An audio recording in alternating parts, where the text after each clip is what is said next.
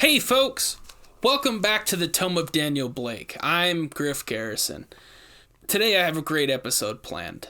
It's not as dark as last week's episode, but it is going to be pretty entertaining. So I think we should just get right into it. Daniel, what have you been doing while I was away? Rainey said as she stepped into my office with a sly smirk tucked into the corner of her mouth. I rolled my eyes. I told you there was just the business with Mrs. Adams and that trinket. Well then, Daniel, she said as she leaned onto my desk, why would you be getting social calls from wealthy young widows? I sighed deeply. What on earth are you talking about? I hardly know any widows, let alone any rich young ones. She handed me a scrap of paper. Well, this rich young widow that you don't know has invited you, and by extension me, to a soiree. What in the hell's a soiree? I asked as I grabbed the letter. She shook her head as I looked over it. A party, Daniel. A nice party. Oh, it's Florence Boswell. So you do know this woman, Rainey smirked again. I shrugged. In passing, I knew her late husband Harold, but even that was a lifetime ago. I don't rub elbows with the likes of the Boswells anymore. Tossing away the letter, I turned back to what I was doing. Rainey looked at me for a long while with those burning eyes of hers. I glanced up at her again. Anything else you need, Rainey? Knowing full well what she was going to say in response. I think it's about time you rub your elbows with them again, she said firmly. I leaned back in my chair. That's not who I am, Rainey. It never was. Not even then. She put her hands on my desk and leaned in. Come on, Daniel. You never even told me you knew anyone on that side of the bay. Don't you want to pay your respects to your friend? This time I glared. I wouldn't call him a friend, and I've already paid as many respects as I can stand to pay. She stood upright. Golly, Daniel, I didn't mean to get on your nerves. She softened her pose. Look, this can be a good opportunity for us. The business isn't in the best of positions right now. As much as I couldn't stand it, she was right. The God-forsaken party was a good prospect. I also knew why she would want to go. As strong as she is, she never misses an opportunity to play the proper and delicate sophisticate. From the moment Rainey handed me the letter to the moment I stepped foot in that monstrous house, my gut churned, begging me to go home. I really should have listened to myself. But we ended up there across the bay, in that house last night, surrounded by the deepest pockets in the city. Even though Rainey convinced me to go, I did not dress for high society, but simply wore my ordinary slacks, vest, and bow tie.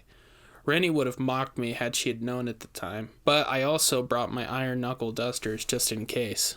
Rainey, on the other hand, was done up to the nines. She had her face dolled up, and she was wearing a dress that was the deep blue of some exotic bird, and a crystal necklace that shone when it caught the light. I wasn't lying when I told her she looked nice. She rolled her eyes at me when I did so.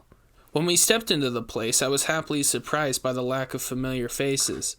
The handful I did recognize either didn't recognize me anymore or shunned me as if I had the flu. Most of these blue noses don't look folk like me in the eye anyhow.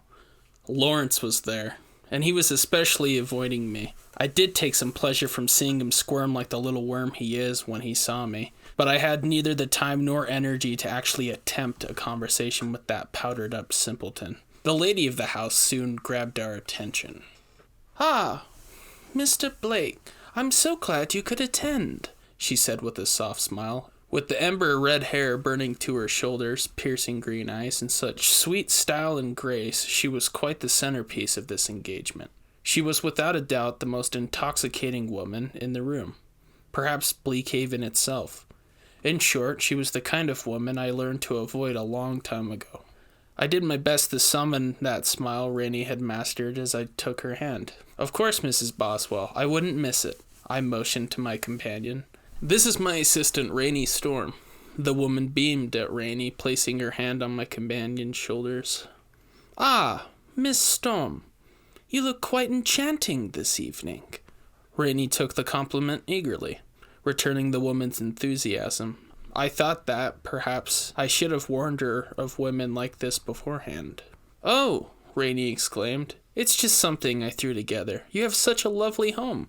Yes, thank you, she smiled. Harold had quite the taste for interior design. I haven't had the compulsion or desire to change it. It's quite the same as... Why, hello, Florence. A young man in a fine suit with the same red hair interrupted her. Deep annoyance flashed across our host's face for a split second. You must forgive my brother, Lee. He does not possess the virtues of tact or grace. You see, when you come into money, friends and family manifest themselves from the ether. Although I haven't had the heart to turn him away. She turned to her brother. This is Mr. Daniel Blake and his assistant, Miss Rainey Storm. Daniel was a friend of Harold's. The young man grabbed Rainey's hand. Ah, Miss Storm, you have such captivating eyes. She smiled at him. I was unsure if she was genuine or not. Why, thank you. The annoyance on Boswell's face came back to stay for a time. Yes, Lee, thank you. Now, Mr. Blake, I have something. At that, someone called for our host, interrupting her yet again. Forgive me. She glared at Lee. We must mingle with the other guests. However, this isn't merely a social call. Please meet me in the study later in the evening. It's just up the stairs and down the hall to the left. Then she was gone, to weave her hex on the others, dragging her brother behind. Rainey didn't stick around me too long either. She was wooed by the prospect of socializing with this crowd. All those people, all those made-up faces started to make my skin crawl. I decided to go to the study early. Well, that was my intention at least. First I came to what seemed to be a bedroom that had been converted into storage. Then I ended up in a billiards room, likely where Henry spent a lot of his time. I actually became content wandering the vast second floor. It was dark and dreary. I didn't find anything very interesting at first. However, I soon came to a door that was ajar. I entered realizing it was Boswell's bedchamber. It was a bit sloppy for someone as graceful as herself, but it was as extravagant as the rest of the house. I was about to leave when I focused on a display next to her bed housing an absolutely hideous statuette. I became captivated by it. Making sure the door was shut behind me, I went over to examine it. The thing was about 6 inches tall and made of some sort of stone. The figure itself is hard to describe. It was humanoid at the very least, extremely disfigured and hunched over. It looked as though it had lived 1,000 years and every day suffered some new malicious torture. As I bent closer to the grotesque statue, I saw there was a drawer in the lowest part of the case. It had a lock, but hadn't been closed properly. I slid it open and saw a dusty old tome laying inside. I don't believe this is the study, Mr. Blake. I shut the drawer as inconspicuously as I could and turned around to face Mrs. Boswell. Unless you intend to study something else. I began walking back to the door and my host. Excuse me, Mrs. Boswell. I became lost and She stopped me by putting her hand on my arm gently. Can we do away with the formalities, Daniel? I'll admit I was a bit flustered. Of course we can, Mrs. Florence. It's all right you're here, Daniel. She looked deep into my eyes. I had hoped I would be the one to invite you in, though, assuming it was all right with your assistant. Rainey? Yes. Why wouldn't it be? I started to pull away. She embraced me. I tensed to resist her, but it wasn't entirely unwelcome. Forgive me, it's been a long time since I've felt... I embraced her, and she pulled in, kissing me. Everything about her was absolutely intoxicating. And you.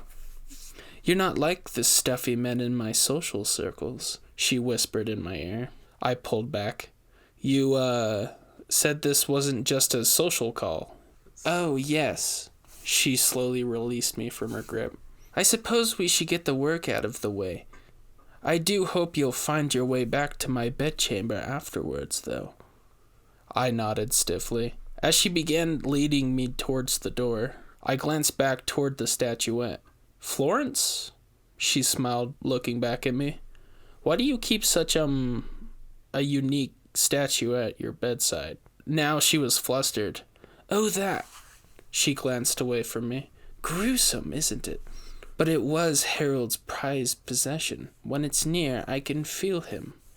It doesn't seem like his style, I said analytically. I saw annoyance and sadness on her face, but I understand there were parts of him I didn't know, couldn't have known. She warmed up to me again, wrapping her arm around mine in melancholy. I suppose no one knew him as intimately as I did. She looked up at me. He always talked very highly of you. I smiled at her as we walked towards the study. We only knew each other as children. I couldn't imagine me being so remarkable that he'd bring me up. You are remarkable, Daniel. There's something about you. Harold saw it. And now, I see it too. As we approached the study, Lee came up from behind. My dear sister, I see you were able to sneak away. He looked at me, as well as that ravishing assistant of yours, Mr. Blake. She looked back in frustration, gripping onto me tighter.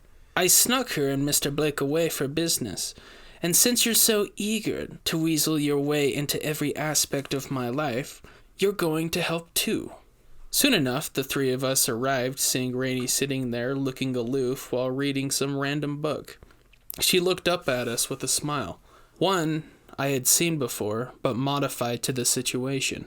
Florence shut the door behind us. Please, have a seat, everyone. We all did as she said as she stood before us. She brought her hand up to her mouth and furrowed her brow. Forgive me. It's difficult to speak on. After a moment, she began explaining again. Howard's death wasn't an accident. Rainey and I became clinical. Lee looked rather confused. I'm not sure exactly what happened to him, the woman continued. I came to you, Daniel, because of your work. You see, Harold began bringing home strange books and talismans. There was something mystical about it all. He became obsessed, and I'm not sure, but I feel something was attracted to it, and that's what killed him. I brought my hand up to my chin. Harold has been dead for years. Why would you call on us now? She looked down. Because I feel that the beast hasn't left this place. I can feel it lurking down in the garden, and even here in this house. It's become unbearable, and I know the only one who would believe me and could help me is you. She stammered a bit. Of course I'll pay. I'll do whatever you'd like if you get rid of it. Lee looked like a pale ghost. He turned to us. It's true. I've seen and heard things around the house I can't explain. Shadows and footsteps going into rooms that haven't any other outlet.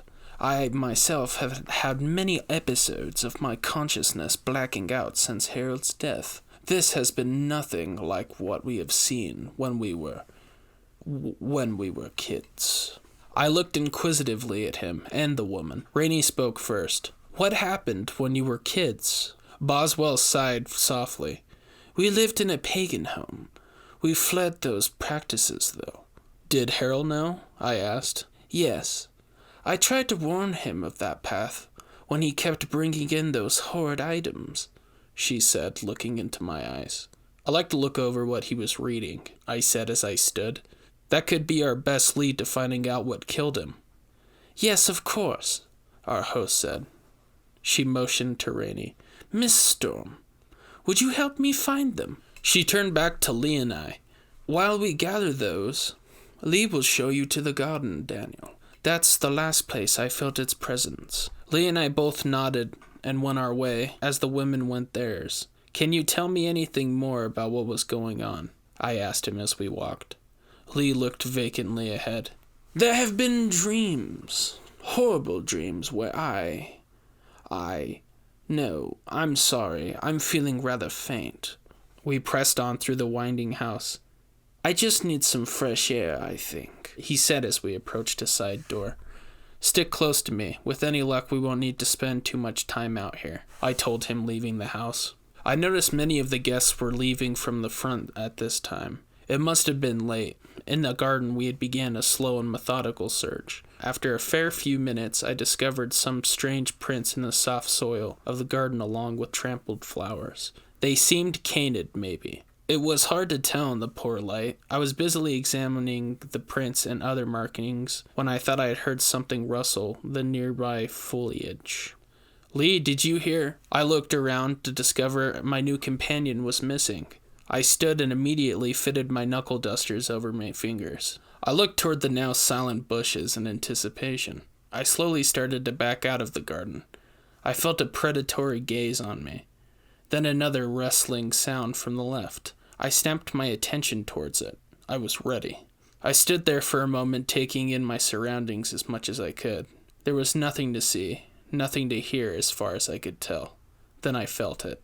A sharp pain in my left shoulder. Then I was on the ground several feet away from where I stood, pinned there by something massive. I was pressed into the soft dirt, which likely saved me from being crushed. My eyes were closed as I felt hot, putrid breath on my face. I opened my eyes and saw only a blurred black shape. As my vision cleared, I brought my right hand up and hitting it in the snout with the knuckle dusters. It whimpered in pain and jumped off me, giving me enough time and space to stand and face the beast. Its fur was black. It seemed to consume what little light did reach its canid form. It gazed at me with the soulless eyes blacker than night. We stood off against each other, for I don't know how long before the beast of Bleakheaven lunged at me. I was able to dodge it. It seemed much slower than before. I seized the opportunity to deliver a brutal hook with my knuckle dusters. Again it whimpered in pain. Clumps of hair and blood flecked my weapon. With that I ran back to the house. I didn't look back, I just ran and locked the door behind me. "Rainey! Florence!" I cried, barreling through the house, holding my wounded shoulder. I was about to the main hall when Florence appeared. "Daniel, my God! What happened?" She gasped at me. I ran up to her. "Florence, there's something out there. A beast, as you said. I don't know where Lee is. The thing attacked." She threw her arms around me and sobbed. "Daniel, what will we do?" Then I saw it again. The beast was down the hall. It was silently moving toward us when I locked eyes with it. I pushed Boswell behind me as I took my stance against the monster. I held my knuckle dusters high in the air, when suddenly I felt a hand at the back of my neck, its nails digging into my skin. I heard words, whispers, then nothing. Darkness, black as the beast. I don't know how much time passed when I regained consciousness. When I did, I was in the main hall where the party had taken place. I was tied down and completely immobilized. I struggled on the hard tile floor. Then I noticed those dead eyes reflecting candlelight from above. "Step back, Lee," a soft, sweet voice called out to the monster. Soon Boswell's cloaked image presented itself before me in the candlelight. "Good morning, Daniel." "Florence, what's going on?" I managed to stammer out. She stroked the beast's, Lee's, head. "You're still alive. How fortuitous you brought iron tonight." I started to struggle more. "What the hell are you talking about?" She pulled a large, ornate knife from her robes. "You were meant to die by the beast inside Lee, as my husband did, but you survived, which gives us a unique opportunity." With a sudden clarity, I realized who the real beast of Bleakheaven was. I focused on the new threat. "Where's Rainey?" She smiled down at me. "That's the beautiful part about this. Show yourself, my dear." I felt the blood rush from my face as I saw Rainey in the same robes come to the light. "Rainey, what are you doing?" I asked in shock. Boswell wrapped herself lovingly around Rainey. "She agreed to help me start a new coven, which is why it's so fortunate you survived the first attempt." Her face pressed into Rainey's. "She now has the opportunity to prove herself. 2 birds with 1 stone." My mind was racing as Boswell presented the knife to Rainey. Then my mind stopped on one question. Why seek out to kill me? You barely knew who I was. Rainey gripped the knife firmly as Boswell spoke. "I don't know, Daniel. I was told to set the mousetrap, and because your ravishing assistant convinced you to come to my party, I was able to flaunt the bait so well you didn't even question it." I looked at Rainey and saw the determination in her eyes. "Oh, and Rainey wasn't hard to convince," Boswell continued. "She was all too eager to get out from such a repulsive man's thumb. She's stronger than you will ever know, Daniel." Rainey knelt beside me. She began rubbing the knife on my face and down my body. I looked at her. Rainey, you're not going to go through with this, are you? Hold your tongue, Daniel, was all Rainey said in response.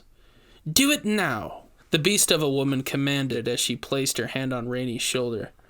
Rainey raised the knife high above her head and swung it down. It passed me and plunged into Boswell behind her. Daniel, break the rope, she yelled as she wrestled Boswell to the ground.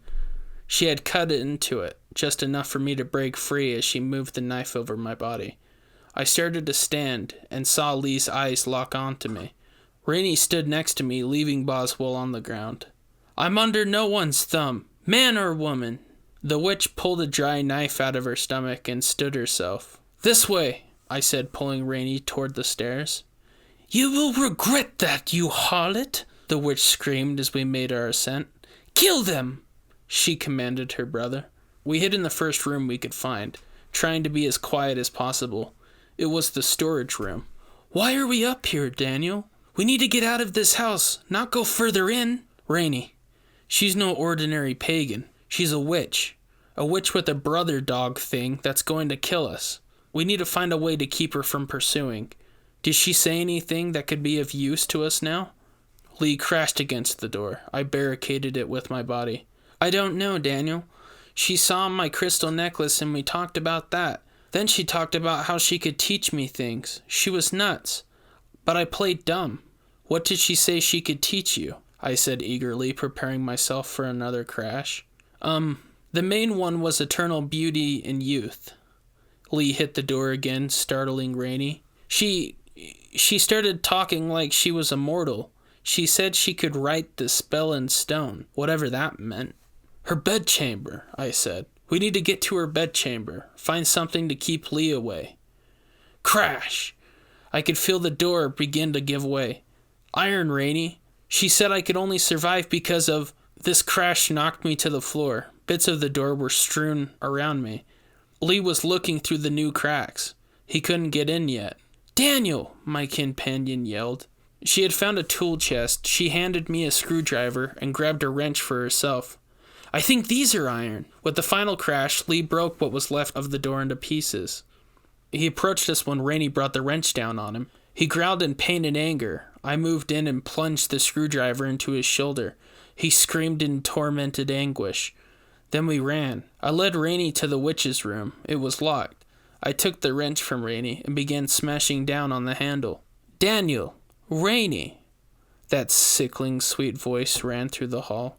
Why won't you play with Lee? After what seemed like ages, the handle finally broke off, and we scrambled into the room.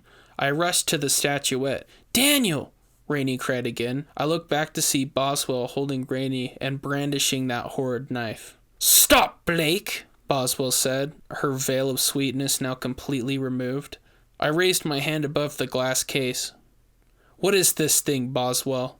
Something you can never comprehend. Certainly more valuable than the life of this harlot. A fire burned within Rainey. Do it! And with that I struck the case, causing glass to rain down on the statuette. Our host fell to the ground screaming in pain. Rainey rushed over to me. I picked up the grotesque figure and walked over to examine Boswell. She was bleeding. She had tiny cuts all over her body. Give it to me! Give it back! I don't think I will, Mrs. Boswell, I said as Rainey and I cautiously moved past the crazed woman. In fact, I think I'll be holding on to it for quite some time. No! She screamed.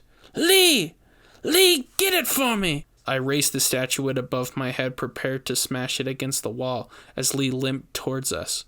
Lee, no! Stop! Wait! She said, crawling into the hallway towards us. Lee stopped in his tracks. Turn him back, Rainey commanded Boswell. The witch hesitated. Do it now! Fine, fine. Boswell relented, and then whispered some sort of spell. With that, Lee began to lose his caned shape. He gasped with pain and shock. The screwdriver still in his shoulder and the wounds from earlier still prevalent. Rainey took off her cloak and started bandaging up the poor man. She glanced toward Boswell. Who wanted Daniel dead? The witch smiled again. My friends. They aren't of this realm, dear. I stood between them with the figurine. Well, you can tell them that you failed, and will continue to do so. I moved back to Rainey. She patched him up as best she could. I handed the statuette to Rainey and helped Lee up. It's all right, Lee. We'll get you some help. He was too shocked to speak. I looked to the woman on the floor. We got rid of what killed your husband. Now stay out of our business permanently and leave Lee alone. Your putrid statue will be safe for the time being. They'll slaughter you, Blake, she screamed into her dark and empty home as we left it behind. They are more powerful than you could imagine. We took Lee to a doctor I know in town. It was nearly sunrise when we got there, but we still woke him up early. I told him Lee was of the Boswell estate, and the good doctor had no trouble taking him in to work on him. He also looked at my shoulder briefly before I left. At Boswell's expense, of course. Just a flesh wound. He put some alcohol and bandages on it and sent Rainey and I home. It's a shame we didn't get paid. We could have really used it right now. I lamented on the drive home. Rainey smirked at me. Oh, dearest Daniel, we did get paid. She produced from her remaining robes a small fortune in cash and jewelry. I smiled at her. I should have expected that. Well, she did leave me unattended for quite a while. I felt a little guilty about it till she tied you up, the brain-sick bitch. Then I decided we deserved a bit more for the trouble. Thank you, Rainey, I said as we pulled up to the office. She smiled. You've done the same for me. Besides, I did sort of push you a little to go to the party. I looked at her incredulously. You pushed a little? You practically begged me to go. Oh, hush. We're fine now. Better than fine. I got us a pretty decent payday. You got us that disgusting piece of art. And we got Lee away from that whore and whatever, drugs she was giving him to make him that way. I looked at my companion one last time as we entered the office. You know, Rainey, I said as she started down the hall. When we first saw Boswell at the party, I knew she was the kind of woman to be avoided. Even though I didn't take my own advice, seeing you interact with her, I felt it a shame I hadn't the opportunity to warn you. I paused for a moment. But Boswell was the one who needed the warning, wasn't she? Rainey just smirked devilishly and went off to get some rest. I took it upon myself to find a spot for our new decoration. It took me a while, but I found a good hiding place. One I won't reveal in this book or any other written or spoken word. I trust Mrs. Boswell will leave us alone for quite a while, but not forever. I'll need to make some preparations for her inevitable meddling in my affairs. I almost look forward to it, actually. I'd love to know more about these friends she spoke of that somehow demand my death. I'm sure they have other works against me planned. I'll have to keep my guard up from now on. Whatever they do, Daniel Blake won't be brought down so easily. Daniel Blake. Wow, what an episode, huh? Florence Boswell, a witch, turning her brother into some monster, the beast of Bleakheaven. I like that. That's cool. I wonder if this estate where all this happened is the same estate that I visited when I was a kid. I visited a place called the Boswell Estate. I imagine it is. It's a very creepy place. It's been a historical site for like 30 years. You guys can go check it out for yourself. I highly recommend it. It's a cool place. I've noticed there's some notes here that Officer Mathers left behind. I never know what I can or can't say with his notes because you never know if it could be confidential or not. But yeah, there was some mention of a Danielle Boswell. Mathers mentioned that this person could be like a modern day art thief. But regardless, I think this episode was a really good episode. I truly thought it was a little bit lighter, way lighter than last week's episode. I personally, when I read it, I didn't think that she was going to be a witch, and yeah, that really took me by surprise. But as for next week's episode, I read ahead a little bit, and there's some mountain man mystery and some kidnappings going on, so stay tuned for that. And I think that's going to conclude our episode of the Tome of Daniel Blake. I have been Griff Garrison. See you guys next time.